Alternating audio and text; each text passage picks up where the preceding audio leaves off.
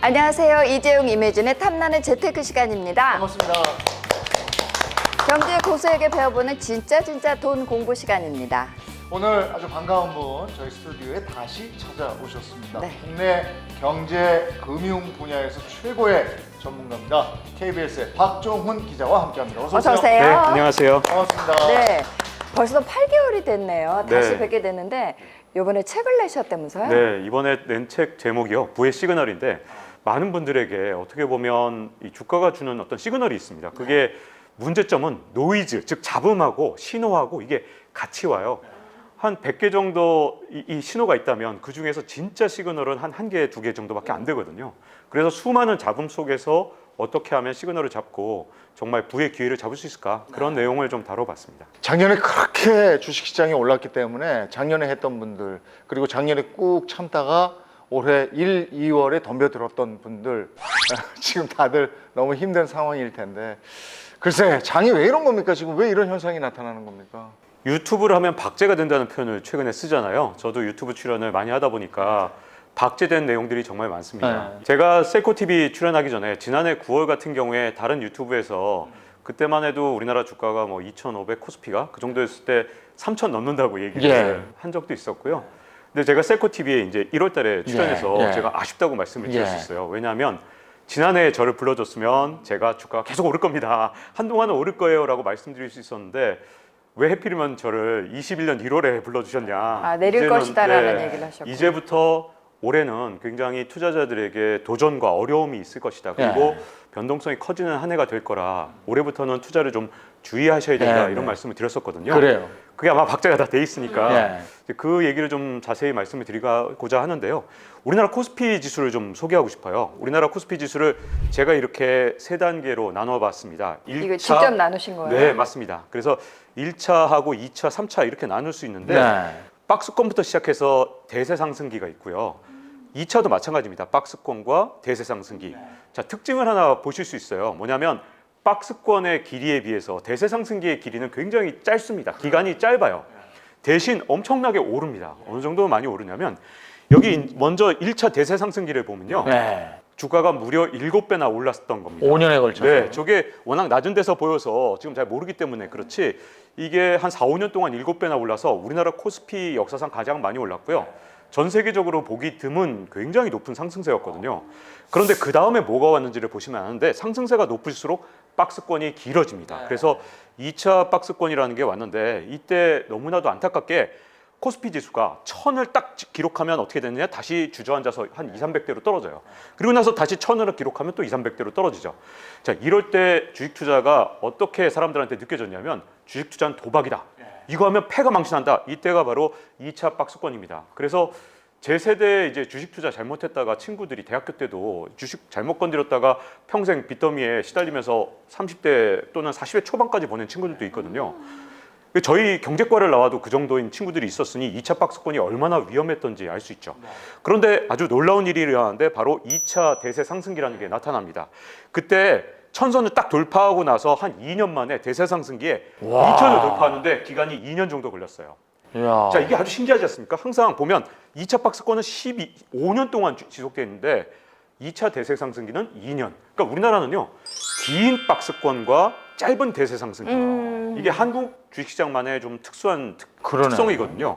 자, 이렇게 2차 대세 상승기에 오른 다음에 어떻게 됐느냐? 안타깝게도 쫙 빠졌죠. 네. 그때 제가 경제부에 있었거든요. 그때 처음으로 1600 돌파하고 2000 돌파를 제가 방송을 했습니다. 근데 경제부에 계속이 있다 보니까 2000을 다시 깨고 내려가면서 1000을 깬 것도 제가 방송을 했어요.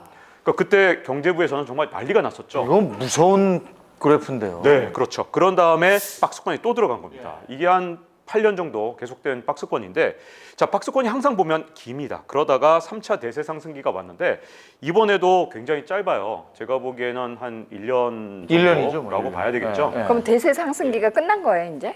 박스권으로 들어가는 그래서 거예요? 제가 이제 여기 출연했을 때 했던 말을 다시 한번 반복드리면 똑같은 말씀인데 이제부터는 대세 상승이 끝나고 박스권이 올 수도 있거든요. 근데 그걸 어떻게 하면 알 수 있냐면 지금 아직은 속단하기는 어렵습니다. 우리가 이제 3,300이라는 선을 박스권 상단이냐 아니냐 이제 많은 분들이 궁금해할 거고 저도 아직 속단할 수는 없고요.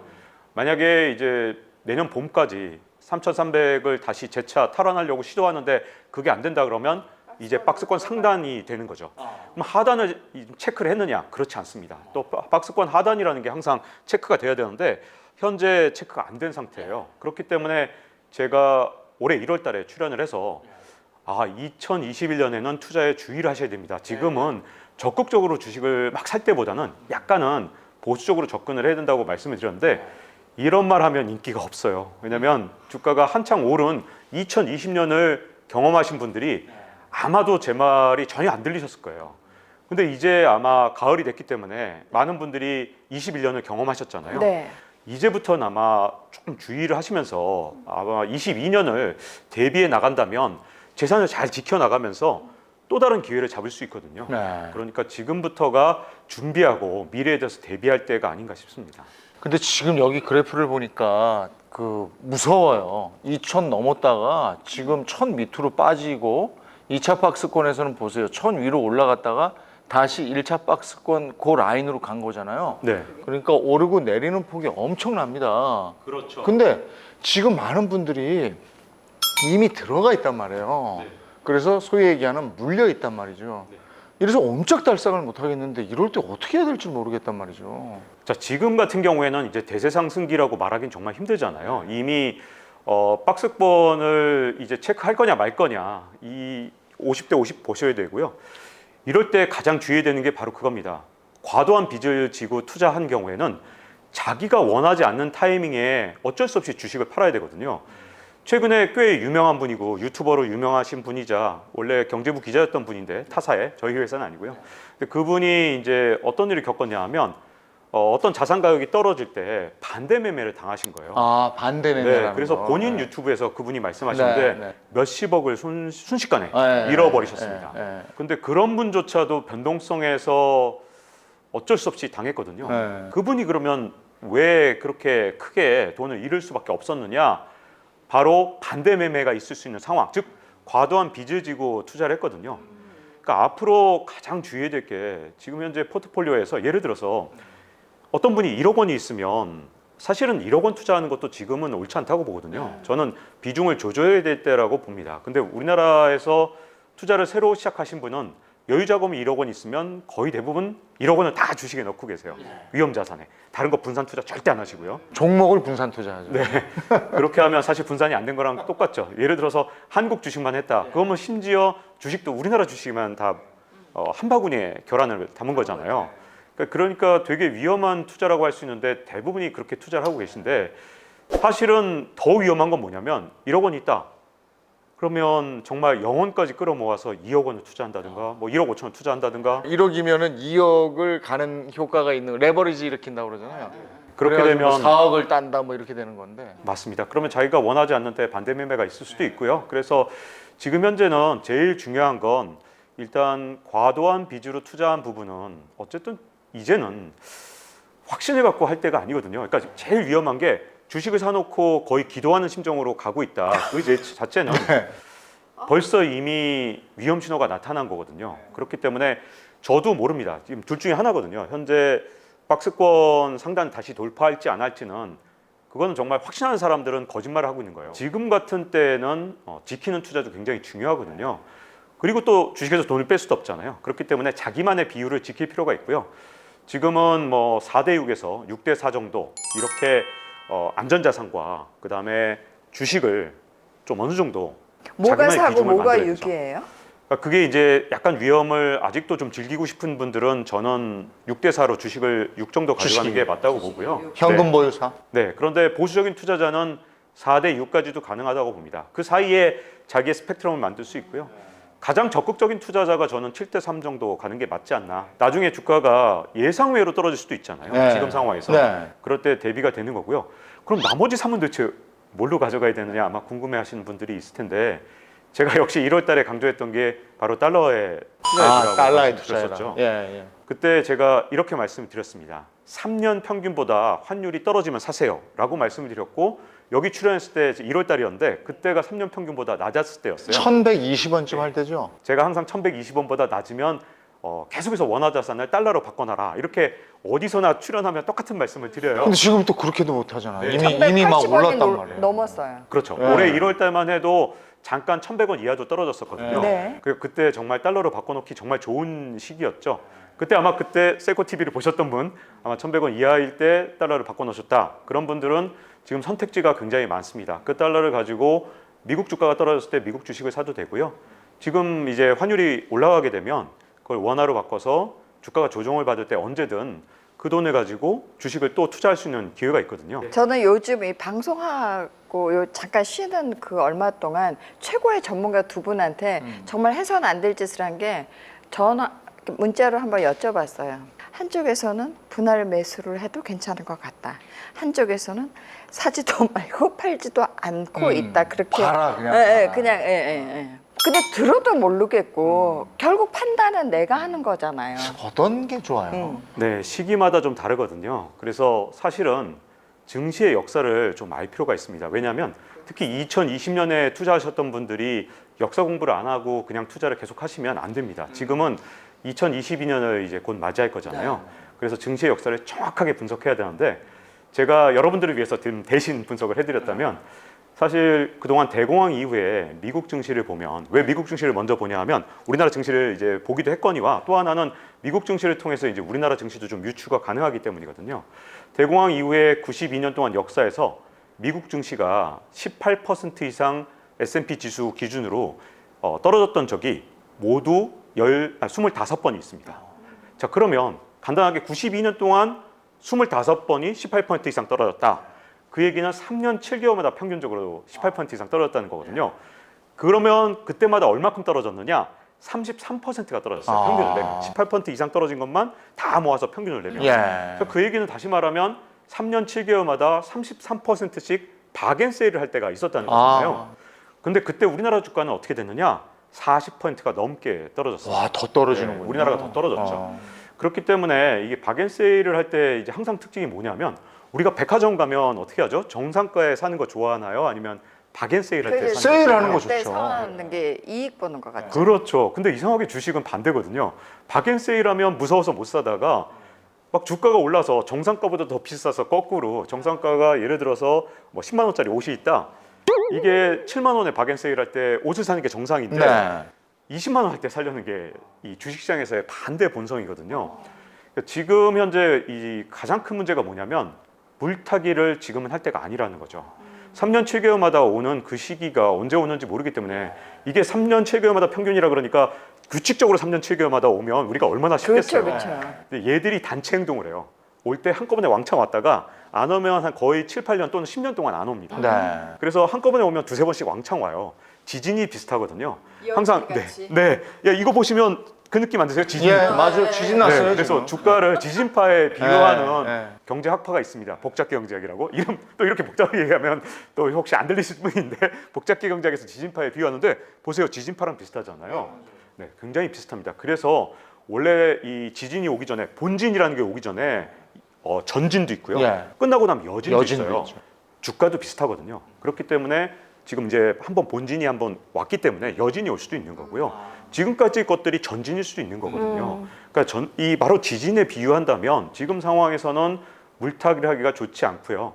바로 18% 이상 떨어지는 그 시기에 그게 온다면 물타기를 하는 거고 지금 비중을 제가 보기에는 계속해서 유지해가는 게 뭐 예를 들어서 결정을 했어요. 주식 나는 6을 할래, 뭐 7을 할래, 또는 뭐 4를 할래 결정을 했으면 지금은 제가 보기에는 좀 두고 보는 게 좋지 않을까 싶고요. 물타기보다 저는 더 위험한 게 있습니다. 바로 뇌동매매라고 불리는 거예요. 뇌동매매? 이게 진짜 위험합니다. 잘하면 전 재산을 다 잃어버릴 수도 있어요. 네, 이게 바로 이런 건데요. 요즘 같은 때 일어나는 현상인데, 자, 요런 때 말이죠. 이게 만약에 박스권이라고 이제 가정을 해보죠. 저도 아직 박스권인지 3차 대세 상승기가 안 끝났는지 여러분들한테 100% 확신해서 말씀드릴 수는 없어요. 다만 지금 4차 박스권 가능성이 있습니다. 주의하세요 정도거든요. 이럴 때 뇌동매매를 하는 게 어떤 거냐면, 자, 주가가 떨어집니다. 엄청 떨어져요. 그러면 아까 말씀드렸다시피 5%, 10%는 참다가 사람들이 못 참는 선이 15에서 20% 이거 넘어가면 못 참습니다. 사람들이 이제 공포감을 제일 느끼는 높이가 11m거든요. 네. 사람들이 100m, 200m 올라가면 오히려 안 무서워하고 에휴 반토막 난데 이러고 남겨놔요. 네, 네, 네. 근데 사람들이 또 3m 이런 건 안 무서워요. 네. 그 무서워하는 지점이 있어요. 근데 사람들이 거기서 주식을 일단 팔아보는 거죠. 뇌동매매가 어떻게 일어나냐면 15, 20% 떨어지면 일단 팔아버립니다. 근데 하필이면 내가 판 날 다음 날부터 막 반등을 해요. 그러면 야, 내가 실수했구나. 다시 사는 거예요. 자, 내가 판 가격보다 한 5% 올랐는데 또 사요. 근데 그게 보통 이제 만약에 박스권이면 어떤 일이 생기냐면 그거 찍고 내려오는 거예요. 다시 박스권이니까. 그러면 또 다시 15% 떨어졌어요. 또 팔아요. 자, 요걸 한 3번만 하면 반토막이 나는 거죠. 그냥 갖고 있었으면 오히려 한 20, 30% 잃고 마는데 이 뇌동매매를 한 서너 번 하잖아요. 그러면 자산이 반토막. 자, 그렇기 때문에 지금은 제가 보기에는 포지션을 자주 바꾸는 건 굉장히 어렵다고 보고요. 제가 굉장히 유명한 분의 정말 중요한 말씀 하나 드리고 싶은데요. 캠 피셔라는 투자의 대가가 한 말이 있어요. 이분이 약세장에 대해서 뭐라고 얘기했냐면 약세장은 결코 비명소리와 함께 오지 않는다. 신음소리와 함께 온다. 이게 무슨 말이냐면 주가가 대폭락을 하면 그러면 반등을 한다는 거예요. 반드시. 그런데 오히려 처음에 떨어지기 시작할 때는 야금야금 떨어진다는 거죠. 그게 사람을 더 피마르게 하는 겁니다. 그래서 이분이 걱정하는 건 오히려 월봉 기준, 즉 한 달 동안 주가가 얼마나 오르고 떨어졌나를 월봉으로 보는데 월봉 기준으로 한 2~3달을 음봉을 보이면, 즉 2~3달 정도를 떨어지면 약세장이 온 거 아닐까라고 의심을 해야 된다는 거죠. 자, 그런데 그 과정이 어떻게 되냐면 떨어지면 반등하고 떨어지면 반등하고 떨어지면 반등하고 석 달을 근데 쭉 보니까 내려가고 있어요. 네, 크게 볼 때는 네, 크게 내려가고. 볼 때. 자, 그럼 이제 석 달이 지났어요. 그럴 때는 이게 잘못한 박스권에 있거나 대세 하락장일 수도 있구나라고 생각을 할 수도 있는 거죠. 그게 올 4분기에는 아마 여러분들도 그래프를 보시면서 확인이 가능하실 거예요. 미국 증시는 아직 제가 보기엔 대세 상승을 한 지가 계속 하고 있었기 때문에 이런 월봉이 보이지 않는데 우리 코스피는 보이느냐 안 마느냐 약간 희미하게 보이고 약간 있어요. 희미한 정도입니다. 네, 그래서 캠피셔 기준으로 코스피를 보면 약간 이상한데? 라고 하는 정도가 제가 지금 오늘 녹화하는 정도의 날입니다. 그래서 예를 들어서 오늘 녹화하는 날 이제 전날에는 급락을 했어요. 오늘 기준으로 이제 반등을 아마 하고 있는 상태에서 지금 녹화를 하기 시작하는데 이게 뇌동매매하기가 굉장히 좋거든요. 이제 어제 같은 날 팔고 오늘 오르네 또 타고 이런 게 반복되면 자산이 이걸 녹아낸다 이런 표현을 씁니다. 그래서 지금 조심해야 될 건 말씀드린 대로 물타기 시점을 좀 조심해야 되고요. 그다음에 뇌동매매를 특히 조심해서 자산을 지키는 투자가 지금은 굉장히 중요합니다. 그러니까 올 한 해는 그렇게 해서 좀 견뎌 보면 그러면 내년에는 2022년에는 다시 새로운 기회가 올 것이냐 아니면 2022년에도 지금과 별반 다른 거 없이 이렇게 갈 것이냐.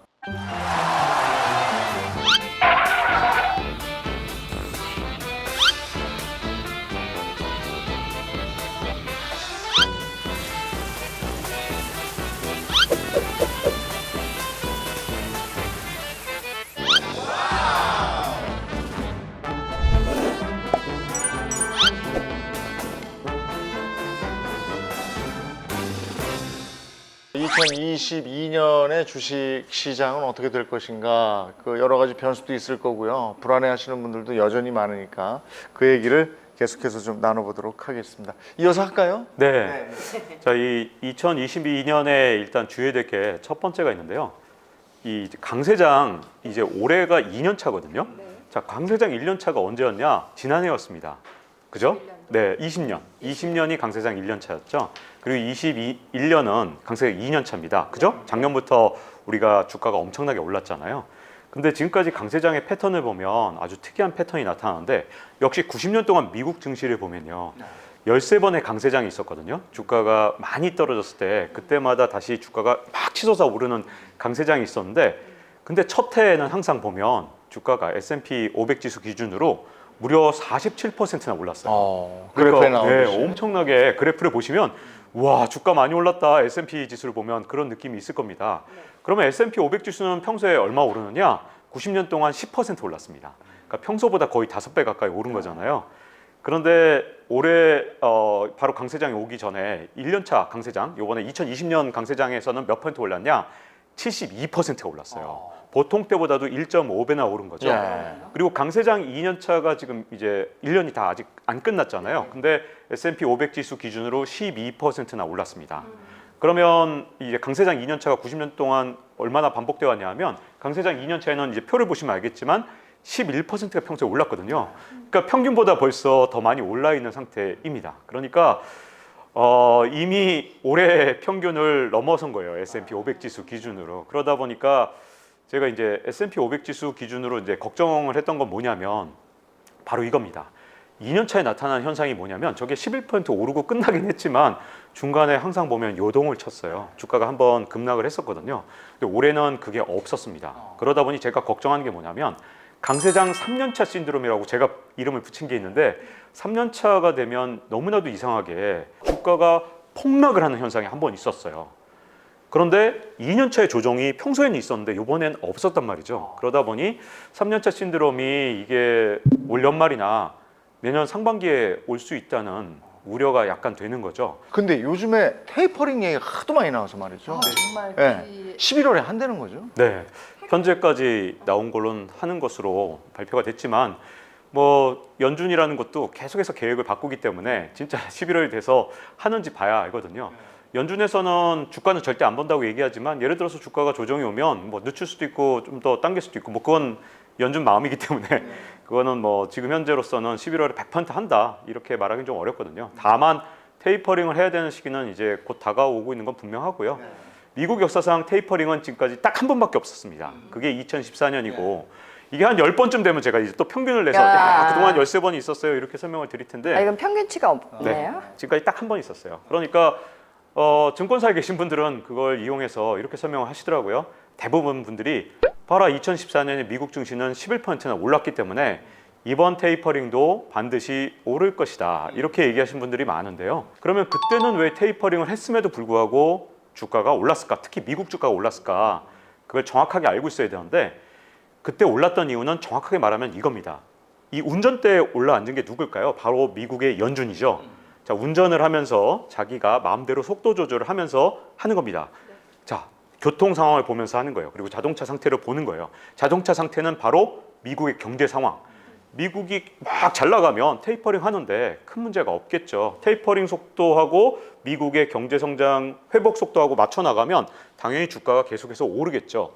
2014년엔 그게 가능했기 때문에 미국 주가가 11% 넘게 올랐던 겁니다. 그럼 이번 2022년에도 그럴 것이냐?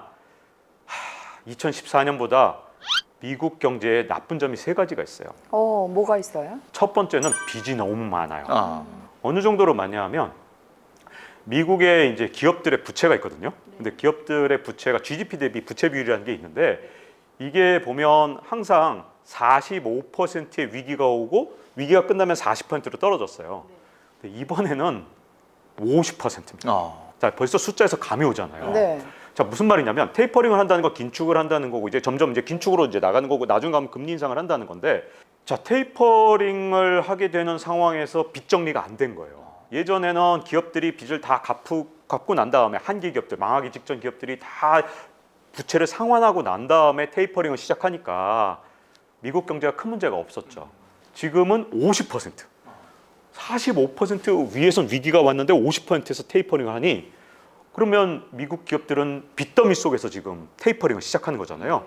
그리고 나서 내년 하반기가 되면 지금 금리 인상도 할 판인데 그렇게 되면 미국 기업들이 과연 버텨낼 수 있을까? 이런 의문들이 들겠죠.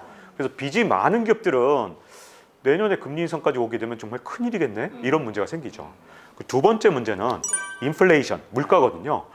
자, 물가가 2014년에는 아주 안정돼 있었습니다. 그때 기억하실지 모르겠는데 유가가 막 $100 넘어가면서 뭐 예를 들어서 골드만삭스처럼 이 유가 전망 맨날 틀리는 그런 회사가 있어요. 골드만삭스 반대로만 하면 돈을 번다 이런 얘기하실 정도로 골드만삭스가 유가가 오른다 그러면 떨어지고 떨어진다 그러면 오르거든요.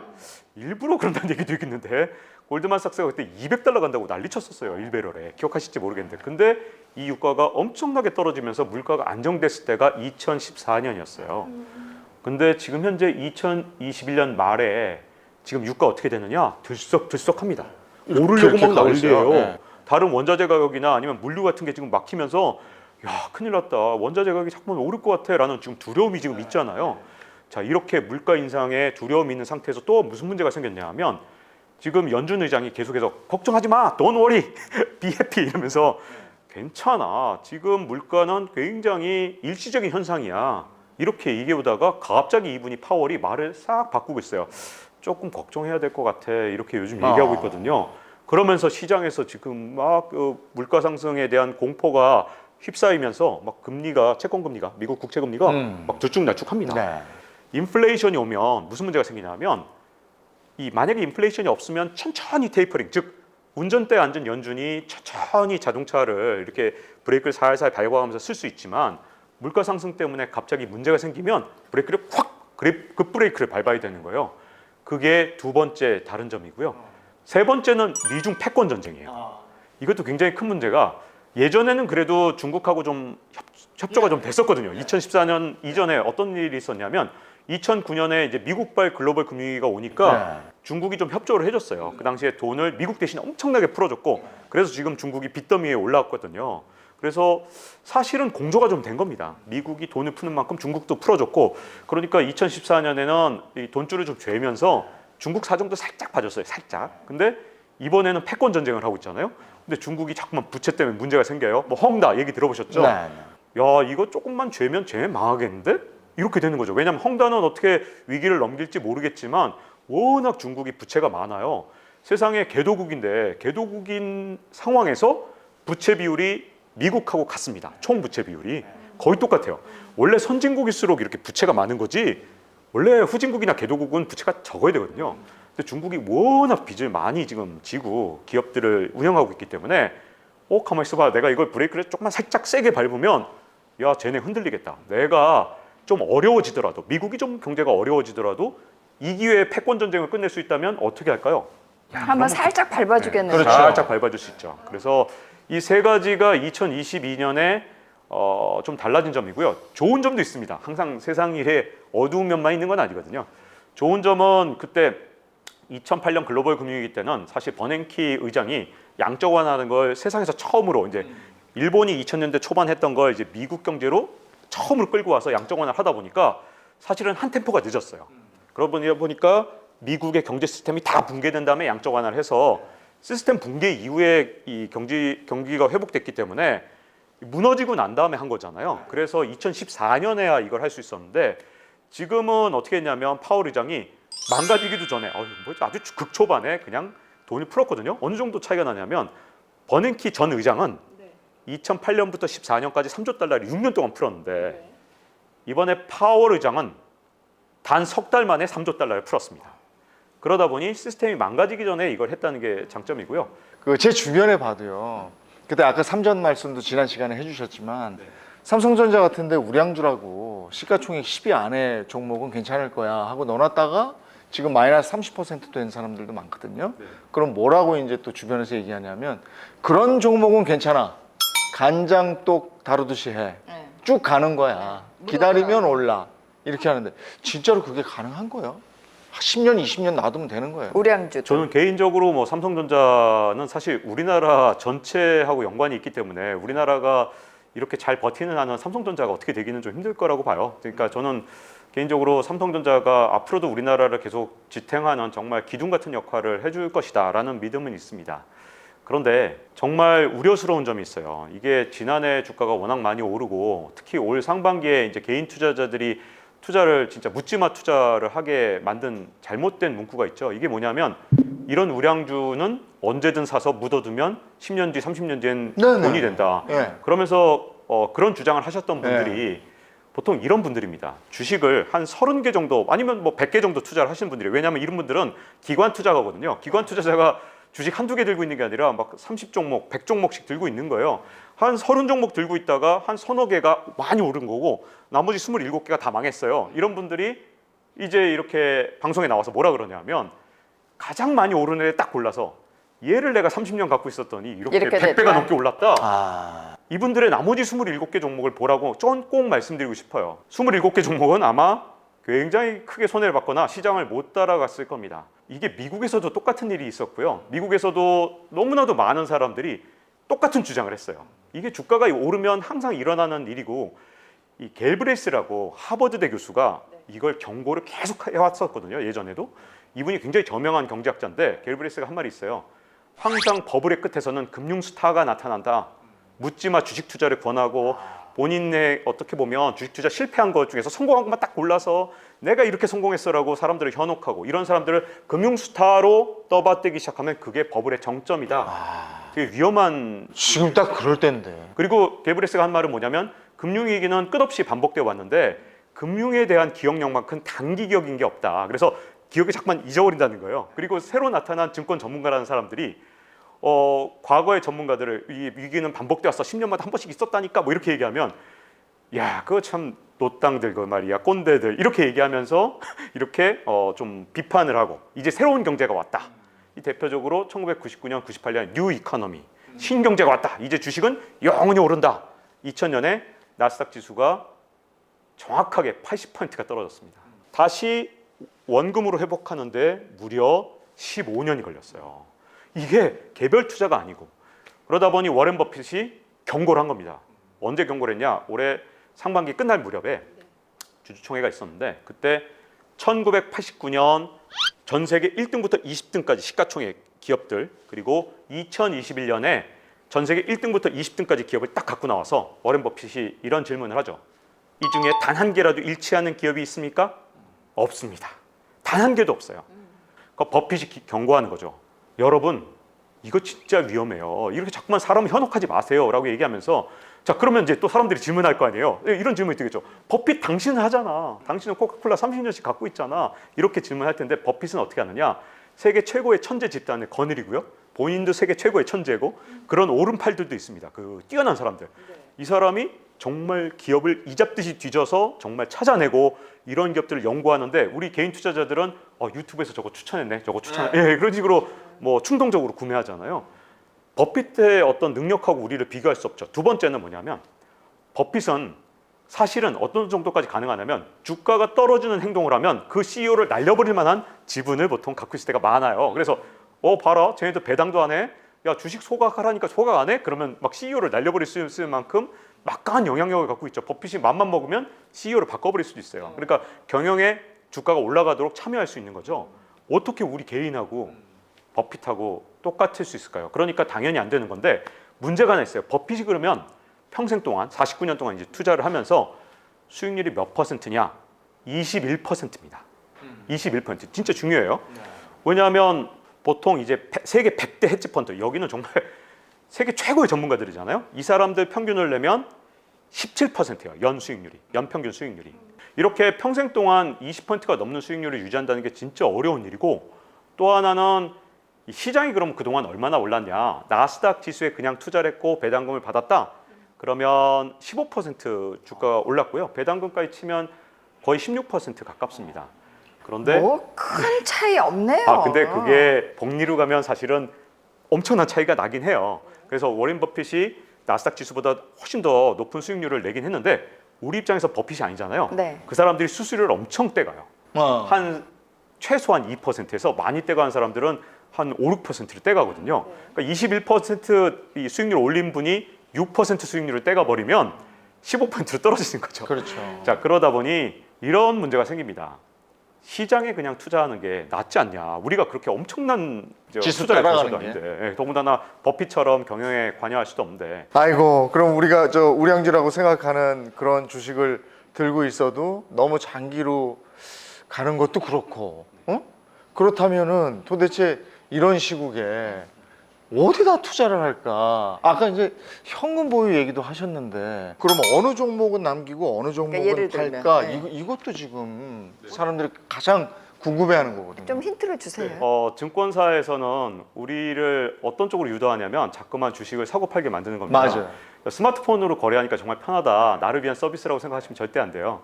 사실은 넛지라고 들어보셨는지 모르겠는데 넛지 이건 뭐냐면 어깨를 툭 쳐서 어떤 행동을 하게 하다 이런 말이거든요. 쉽게 말씀드리면 이 화장실에 가면 네덜란드 스키폴 공항에서 처음 시작한 게 뭐냐면 화장실에 파리를 그려놨어요. 남성 소변기에. 이걸 그려놨더니 네. 남성 소변기에 남성들이 참 실수를 많이 하죠. 조준을 잘하지. 잘 못하거든요. 그래서 공항에 이 소변기가 자꾸 변기 안에다가? 지저분해지니까 네. 벌레를 하나 이렇게 딱 그러면 거기다가 하라고? 거기다 조준하지. 그 되게 유명한 바로 넛지 아. 노벨 경제학상을 받으신 네. 분이 예로 든 거라 스키폴 공항 얘가 아주 노벨 경제학상까지 아. 받은 놀라운 예입니다. 와. 근데 그분이 네. 쓴 건데 이 공항에서 처음으로 파리를 그린 겁니다. 네. 그랬더니 사람들이 거기에 이제 딱 맞춰서 이제 남성들이 실수를 좀 안 하는 놀라운 일을 발휘한 거예요. 이게 바로 어깨를 툭 쳐서 어떤 뭐 일을 원하게 하는 거거든요. 자, 넛지는 증권사는 어떤 넛지를 하느냐? 또 자꾸만 사고 팔아라. 이 넛지를 하는 겁니다. 그래서 증권사에서 하는 넛지에 당하면 뭐가 되냐면 계속해서 주식을 현금 보유해야지 하고 이게 팔잖아요. 네네.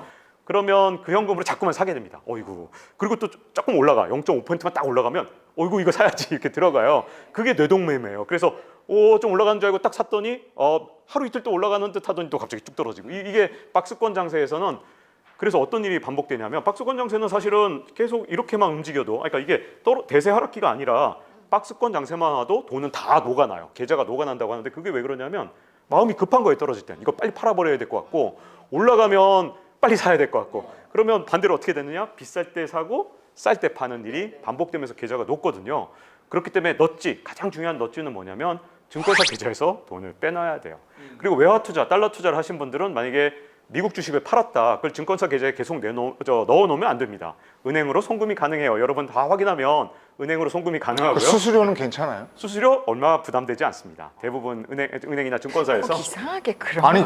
아니 내가 그래서 옮기려고 그랬더니 그게 중요하냐고. 아니 저는 이제 현장 경험이니까 그거를 옮기려고 그랬더니 그럼 수수료도 있고 그냥 두시죠. 그럼 못 옮기게 하는 거야. 네, 그 수수료보다 증권사에 벌어주는 수수료가 더 크거든요. 그래서 이거를 아예 은행으로 옮겨놓으면 무슨 문제가 있냐면 뭐 스위프트 거래를 통해서 이렇게 옮겨야 되는데 근데 그런데도 한두 시간 시간이 걸려요. 그런 사이에 벌써 이렇게 쿨다운이 되는 거죠. 사람이 오른다 사야지 이런 걸 스스로 자제할 수 있는 시간이 걸리거든요.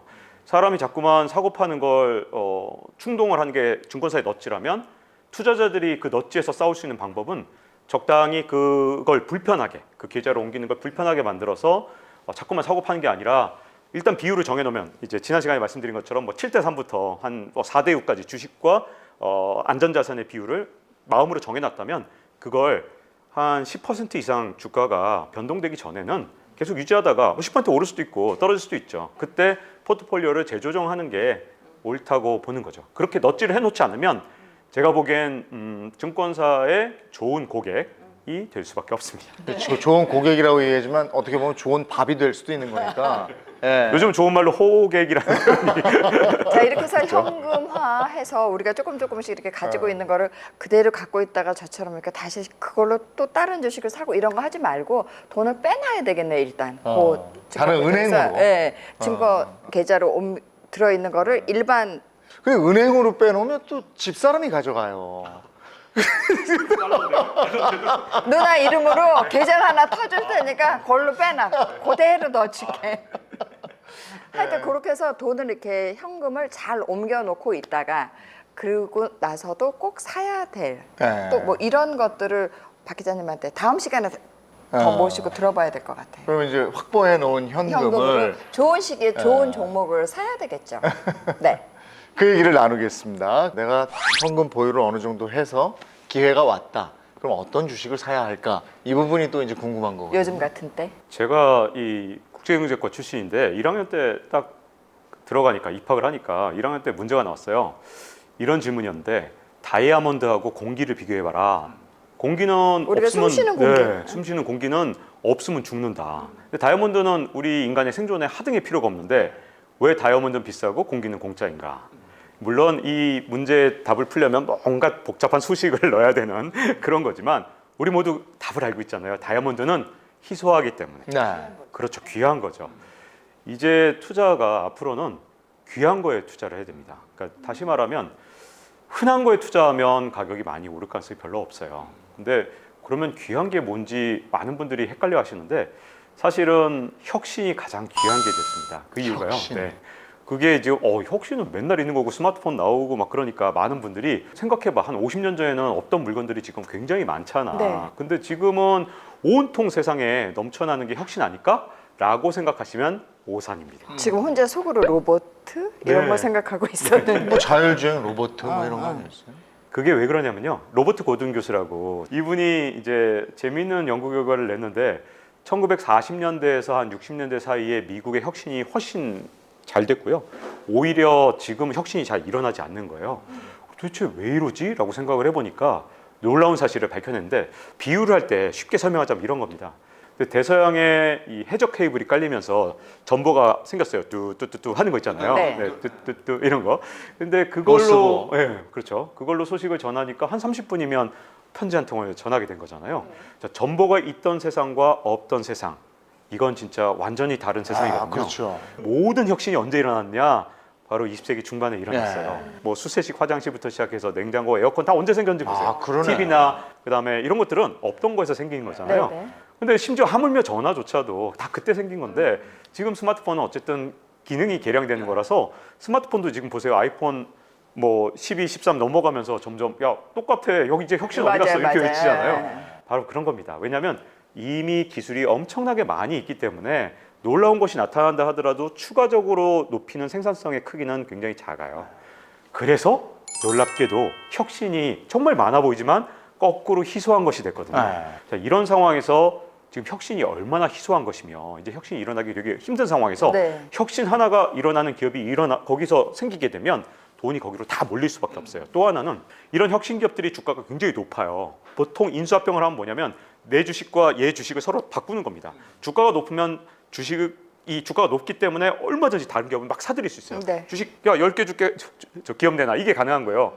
예를 들어 주가가 10배 오르면 한 개만 주고 또 이 기업을 살 수도 있는 거잖아요. 네. 그런 식으로 빅테크 기업들이나 아니면 소수의 혁신 기업들이 좀 혁신이 일어나면 다 사버려요. 대표적인 게 유튜브죠. 지금 우리가 하고 있는 이 유튜브도 구글이 사버렸잖아요. 알파벳이. 네, 그러니까 이렇게 해서 얼마 안 되는 소수의 혁신 기업들을 또 심지어 이렇게 사재기를 하니까 이 혁신이 일어나는 기업의 개수가 점점 줄어들고 있거든요. 그러다 보니 혁신 기업도 적은데 이거 독과점 하니까 네. 굉장히 혁신 기업의 숫자가 줄어드는 상태. 그러니까 혁신과 성장이 진짜 일어나는 곳에 이제는 돈을 투자해야 됩니다. 그러니까 이런 기업을 미처 못 사신 분들은 사실은 앞으로 세일 기간에. 좀 있으면 여러 가지 이유로 두 가지인데요. 하나는 금리가 오를 가능성이 상당히 크고 금리가 오르면 빅테크 기업이나 이런 쪽에서 앞으로 주가 조정이 제일 먼저 오고 아마 가장 크게 올 거예요. 그리고 또 하나는 이제 규제가 지금 전 세계적으로 하고 있거든요. 지금 중국의 알리바바 규제가 난리가 났잖아요. 주가 폭락하고. 네. 이게 중국에서 먼저 시작됐을 뿐이지 아마 미국에서도 곧 시작될 거예요. 왜냐하면 소상공인을 보호해야 되고 특히 미국도 민주당 정부이기 때문에 이런 규제와 금리 인상이 그동안 빅테크 기업에 못 올라탔던 분들한테 상당한 기회를 줄 거기 때문에 너무 서두르지 마시고 뭐 그 시점에 대한 자신감이 없으면 이제부터 적립식으로 그런 어떤 기업들을 모아놓은 ETF나 이런 걸 살 필요가 있는데요. 지금 사실 어떻게 보면 돈 벌 수 있는 엄청난 기회가 될 수도 있거든요. 셀코TV 멤버십이 선사하는 특별 콘텐츠. 셀코TV 멤버십 가입하고 특별한 혜택을 받으세요. 멤버십 혜택 하나, 셀코TV만의 유니크한 이모티콘과 배지. 멤버십 혜택 둘, 재테크 찐 고수에게 듣는 1:1 비밀 과외. 멤버십 혜택 셋, 접시도사가 알려주는 1:1 운세 상담. 구독 버튼 옆 가입을 누르고 2단계 중 원하시는 단계를 선택 후 해당 금액을 결제하면 끝! 셀코TV 멤버십과 함께 부자 되세요! 다시 한번 정리를 해보죠. 오를 종목, 혁신 기업이라고 말씀하셨는데 그래도 구체적으로 듣고 싶어요. 그걸 잘 모르니까 우리가. 그리고 남들이 다 알 때 하면 안 되고 조금 미리 이렇게 내다봐야 되는 거잖아요. 앞으로 우리가 해야 할. 이게 뭐 하이프 사이클의 5단계라는 걸 가지고 오셨어요. 네, 하이프 사이클. 그렇죠. 이게 지금 이 표가 이렇게 하이프 사이클 그러니까 되게 어려워 보이잖아요. 항상 영어가 들어가면 저도 뭐 설명드리기가 어려운데 이걸 제가 여러분들한테 친숙한 부동산으로 하나 설명을 드리고 싶은데요. 제가 베를린에 이제 젠트리피케이션이 일어난 것을 취재하면서 청년 문제를 베를린에서 취재를 했었거든요. 정말 재밌는 현상이 있더라고요. 모든 상권이 발달하는 방식인데 처음에 굉장히 이 땅값이 싼 곳 그리고 이런 부동산 가격이 싼 곳에 베를린도 마찬가지였는데요. 그런데 이제 청년 예술가, 가난한 청년 예술가들이 임대료가 싸니까 거기에 이제 둥지를 틉니다. 그럼 이 청년 예술가들은 취향도 독특하고 정말 시대를 앞서가잖아요. 이런 사람들이 정말 힙하다 그러잖아요. 최근에 힙한 베를린의 카페나 이런 것들을 만들고 빵집도 만들고 그러면 그 베를린의 이 교회에 가면 그 동네가 있어요. 제가 그때쯤 이제 취재하러 갔는데 아마 그때 제가 베를린 부동산을 사고 왔다. 10배 이상 올랐을 거예요. 베를린도 똑같거든요.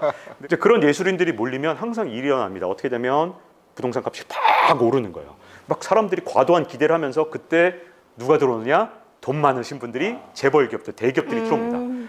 이제 서울에 있는 그 유명한 지역들, 뭐 가로수길이나 이런 경리단길이 이제 네, 해외에서도 네, 유명할 네, 정도로 네, 네. 유명해지니까 이 가로수길에 외국인들 많았잖아요. 그러니까 그때 그 주변에 전부 다 대기업 또는 대기업에 맞아요. 계신 분들, 뭐 자녀들 이런 분들이 그 부동산을 샀어요. 그럼 이분들은 비싸게 샀잖아요. 네. 그러면 임대료를 어떻게 해야 될까요? 다 올릴 수밖에 없는 거예요. 이제 물론 젠트리피케이션이 일어나는 과정을 보니까 그분들도 이해는 가요. 비싸게 부동산을 샀으니까 임대료를 딱 올릴 수밖에 없잖아요. 그렇게 임대료를 올리면 가난한 예술가들, 진짜 힙한 사람들은 쫓겨나요. 네, 떠나게 되죠. 네. 그러면 이제 돈을 확실하게 벌 수 있는 뻔한 것들이 들어옵니다. 그 뻔한 것들이 들어오면 우리 아는 무슨 뭐 별다방 이런 것들이 들어오기 시작하면서 상권이 갑자기 평범한 걸로 변해버리는 거예요. 재미없어지는 거죠. 그렇죠. 재미가 없어요. 그러니까 가로수길이나 뭐 경리단길이 막 굉장히 힙한 플레이스에서 그게 갑자기 인기가 떨어지는 이유가 네. 이렇게 상권은 라이프 사이클을 탑니다. 여러 가지 혁신 산업들 있잖아요. 혁신 산업도 이렇게 사이클을 타거든요. 아까 말씀드린 것처럼 이렇게 촉발 단계, 이게 예술인들 단계죠. 모두가 관심을 갖고 대기업이 사는 단계를 지나서 환멸 단계가 오는데 모든 상권이 죽지 않아요. 다시 살아나면서 정통의 어떤 명소가 되는 데가 있어요. 그렇게 살아나는 데들은 이럴 때 다시 이제 점점 인기를 끄는 것처럼 이렇게 어떤 하나의 산업은 이렇게 라이프 사이클을 따라가는 거죠. 제가 하나 이 어떤 단계에 어떤 기업 산업들이 있는지 제가 지금 우리가 현재 어디에 와 있어요? 자, 이 산업마다 다른 거예요. 산업마다. 그래서 예를 들어서 DNA 계산과 저장이라는 게 있는데 이게 뭐냐면 이제 놀라운 기술이 나왔어요. DNA로 이 여러 가지 이제 뭐 컴퓨팅을 할 수 있고 뭐 이렇게 자료를 계산할 수 있는 그런 시스템이 있어요. 지금은 우리가 지금 반도체를 하잖아요. 이게 놀라운 이 계산 능력이 있는 DNA로 할 수 있고요.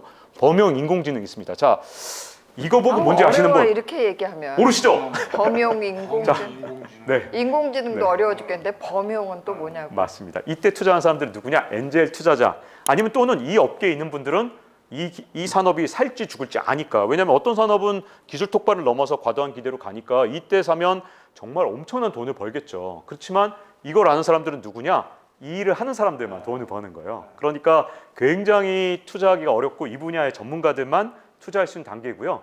물론 본인이 정말 어떤 뭐 여기에 업종에 근무하거나 내 친구 중에 정말 잘하는 친구한테 이걸 정말 자세히 설명을 들었거나 할 때 기술 촉발 단계에서 투자를 한다면 엄청나게 이때 돈을 벌 수 있는 기회고 어떻게 보면 네. 상승률은 제일 높아요. 이거는 좀 너무 어렵다. 이거 어렵죠. 진짜 우리가 알아보기 좀- 힘들죠. 그야말로 그쪽 분야에 있는 분들이. 이 분야에 있는 분들만 투자하셔야 되고요.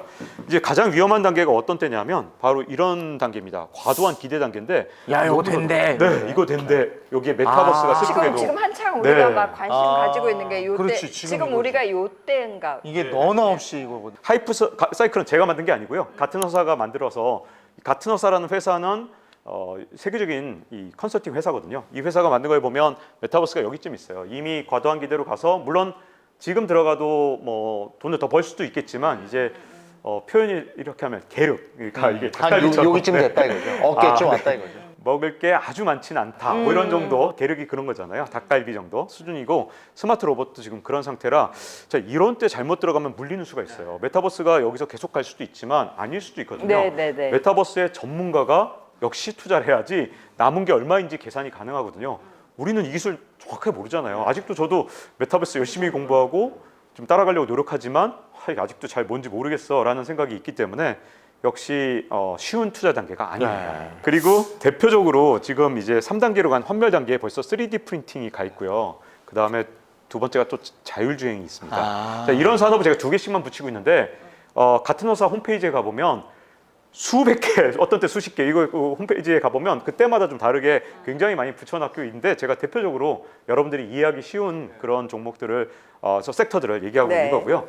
3D 프린팅, 제가 저 생방송 중에 심지어 예를 들어 3D 프린팅으로 만든 거 막 시연도 하고 저도 방송 중에 지상파에서 나올 때 뭐 심지어 그걸로 만든 초콜릿도 먹어보고 별거 다 했지만 3D 프린팅이 지금 뭐 건강상의 문제도 있을 수 있고 왜냐하면 고열로 플라스틱을 지금 사출해야 되니까 여러 가지 논란도 있어요. 그리고 또 하나는 이게 대중화가 지금 계속 안 되고 있어요. 사용법이 너무 어려워서. 자율주행차도 지금 될 줄 알았는데 지금 이제 법이나 이런 걸 못 넘기고 또 하나는 사람이 사고 내면 사람들이 용서해 주거든요. 그래도 그럴 수 있지. 근데 자율주행차가 한 대가 사고 내면 저 자율주행차 전체를 못 믿겠어요. 네. 네. 여기서 좀 뛰어난 투자자들은 여기서부터는 조금 할 수 있어요. 왜냐하면 손에 좀 잡히거든요.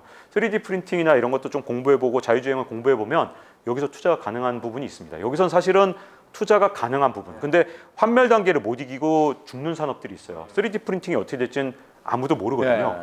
그런데 투자하기 제일 좋은 단계는 바로 정확하게 보셨는데 바로 전기차나 이런 것처럼 이미 사물인터넷처럼 깨달음의 단계로 갔을 때 이미 우리 이제 주변으로 왔잖아요. 냉장고 이제 다 별거 다 해요. 냉장고에 뭐 들어있는지 알려주고 이런 게 사물인터넷이고, 그다음에 전기차 같은 경우도 사실은 전기차가 역사가 되게 깁니다. 전기차를 비교하려면 이제 배터리를 충전할 수 있는 2차 전지 배터리를 사용한 전기차였겠죠. 그런 의미의 2차 전지를 사용한 전기차는 1881년이 세계 최초의 전기차입니다. 1881년? 네, 놀랍죠? 야, 생각보다 엄청 전이네요. 엄청나죠. 그리고 더 놀라운 건요. 20세기 초반만 해도요. 증기 자동차 그게 40%였고요. 그다음에 다른 40%가 전기차였어요. 그리고 내연기관 개솔린차 이게 20%밖에 안 됐어요. 그래요? 그게 1900년 초반만 해도 그랬거든요. 네. 근데 전기차가 왜 내연기관한테 밀려났느냐? 전기차가 충전을 하고 그 당시 기술로는 50에서 80km밖에 갈 수가 없었는데 내연기관의 기술이 발달하면서 몇백 킬로미터씩 가니까 야 이거 안 되겠다. 그리고 충전 언제 하냐? 그 당시 충전 기술은 고속 충전이 안 된 거예요. 그래서 도저히 안 되겠다. 그래서 전기차가 쫓겨난 겁니다. 그러니까 그때 사실은 2단계를 간 거고요. 그때 투자하셨던 분들은 이 오랫동안 환멸 기간을 거쳐서 전기차가 살아날지 못 살아날지 모르는 상태를 100년을 넘게 거친 거죠. 이 관계에 있기 때문에 3D 프린팅이나 자율주행이 언제 우리 생활 속으로 들어오느냐 이게 중요하잖아요. 이 환멸 단계에서 이때로 바뀌는 때가 언제냐 하면 두 가지가 충족되면 됩니다. 첫 번째가 사용자 인터페이스. 그러니까 예를 들어 스마트폰 같은 경우도 스마트폰도 굉장히 오랜 역사를 갖고 있거든요. 스마트폰도 처음 만든 게 어느 회사일 것 같아요? 스마트폰도? 예를 들어서 제가 스마트폰을 여기다 붙여놓고 시작을 해야 될 것 같은데 모토로라? 모토로라 아니야? 아닙니다. 어느 회사가 제일 먼저 만들었을까요? 되게 노키아. 어려운 퀴즈.